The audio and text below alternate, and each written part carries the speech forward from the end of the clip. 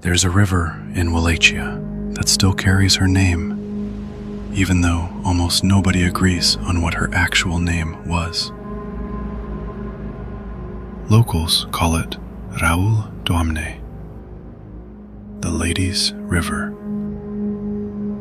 It runs directly beneath Poenari Castle, the same fortress this channel has already covered, rebuilt stone by the boyar families Vlad forced into labor after that Easter feast in 1457. According to the story passed down for generations, in 1462, the same year as the Forest of Stakes, the same year an empire's army retreated from Wallachia, a woman stood at the top of that fortress, looked down at the river far below, and chose to jump.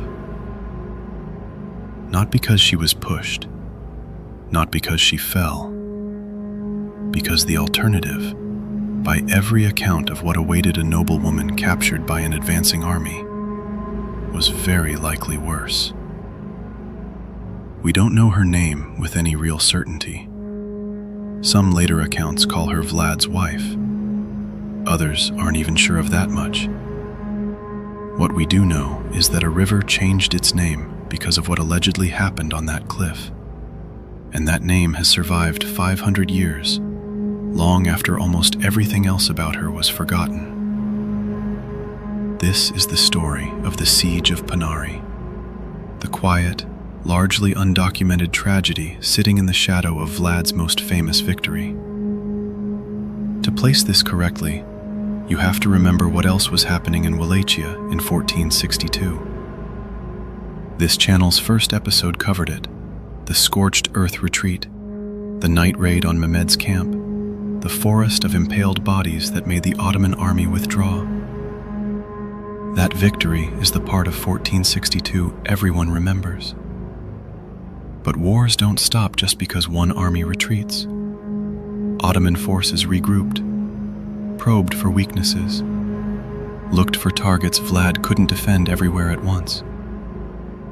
Poenari was a problem strategically.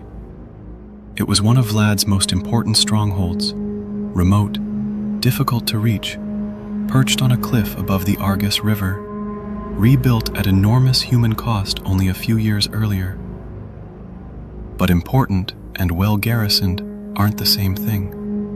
Vlad's main force was occupied elsewhere, dealing with the broader Ottoman advance, the political chaos, his brother Radu's competing claim backed by Ottoman support. Poenari, for a critical stretch of time, was left with a skeleton garrison, not enough to hold against a serious, determined assault. And according to the accounts, that's exactly when an Ottoman detachment found it. Here's where the historical record gets noticeably thinner than in previous episodes, and it's worth being upfront about that. Unlike the Brashov raids, documented across multiple independent chronicles, the Siege of Poenari survives mostly through local legend, passed down generation to generation in the region around the fortress, rather than through detailed contemporary written accounts. What the legend describes is this: an Ottoman force arrived at the base of the cliff below Poenari, likely alerted to the fortress's weakened defenses by informants or simple observation. The garrison inside, small, isolated, cut off from any realistic hope of reinforcement in time, understood almost immediately that they couldn't hold the walls against a serious siege. Poenari's position, the same cliff-top defensibility that made it valuable, also made it a trap once surrounded. High ground works both ways. There's nowhere to retreat to when the only way down is the way the enemy is already climbing up. According to the legend, someone inside the fortress, accounts vary on exactly who, managed to send warning to Vlad, or at least to somewhere he could learn of it, before communication was fully cut off. But warning and rescue aren't the same thing. Not when the nearest help is days away and the enemy is already at the base of your walls. Whoever remained inside Poenari had to make a decision. with no good options in front of them at all. The legend says that as the fortress's fall became unavoidable, one woman inside, again, her exact identity isn't something historians can confirm with real confidence, though local tradition consistently identifies her as connected to Vlad himself, often described as his wife, made a decision of her own. Capture, for a woman connected to Vlad the Impaler specifically, would not have been a small thing. Not a prisoner exchange, not a ransom negotiation. A woman that close to Wallachia's most feared ruler, taken by the exact empire he'd just humiliated in the Forest of Stakes. That's a prize, a public one, used however the Ottomans chose to use it. According to the story, rather than face that outcome, she climbed to a high point of the fortress. The exact location varies depending on which version of the legend you hear. Looked down at the Arges River, running fast and cold far below the cliff, and jumped.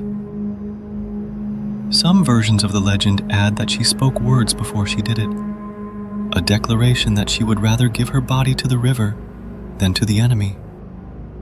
We can't verify that detail. It has the shape of something added later, the way stories tend to gather dialogue and drama the longer they're retold. What the legend consistently agrees on, across its different versions, is the outcome. She didn't survive the fall, and whatever remained of the garrison, in the chaos of the siege collapsing, reportedly escaped through a hidden passage said to run from the fortress down through the cliff face. A real architectural feature some historians believe genuinely exists at Poenari, even if its exact use during this siege can't be confirmed. Vlad, according to the accounts, learned what had happened only after the fact. Too late to change any of it.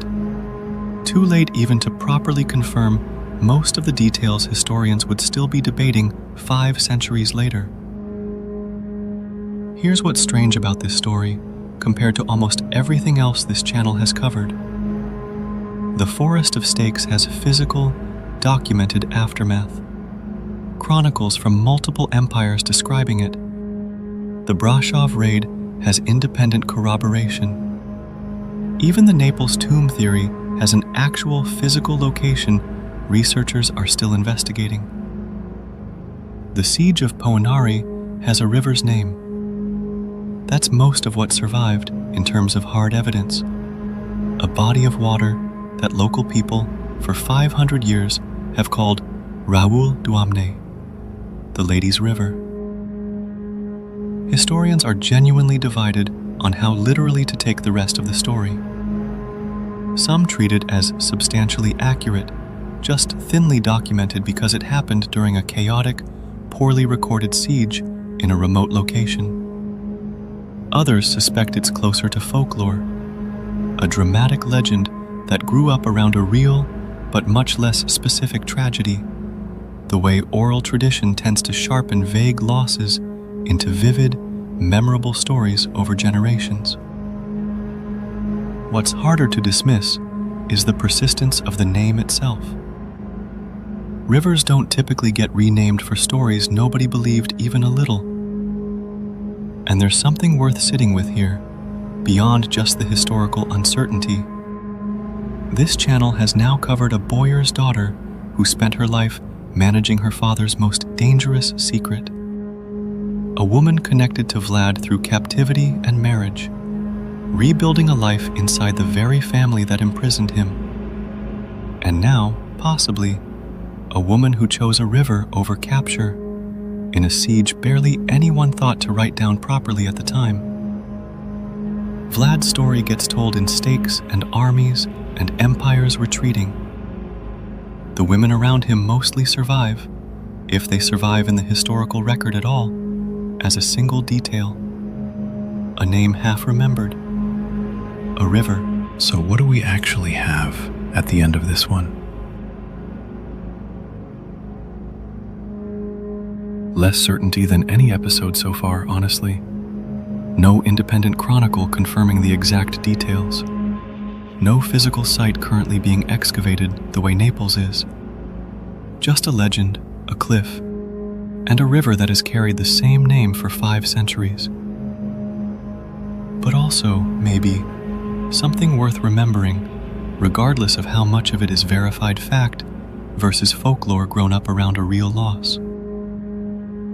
Poenari was built through the suffering of the boyar families, forced to raise its walls stone by stone. And within a few years of its completion, according to this same enduring legend, it may have taken the life of someone connected to the man who built it that way. The fortress of forced labor became, if the legend holds any truth at all, a place of one more loss. This time, someone Vlad couldn't protect no matter how many stakes he'd already planted, how many empires he'd already turned back. Strategic genius doesn't stop a siege from finding the one place you left undefended.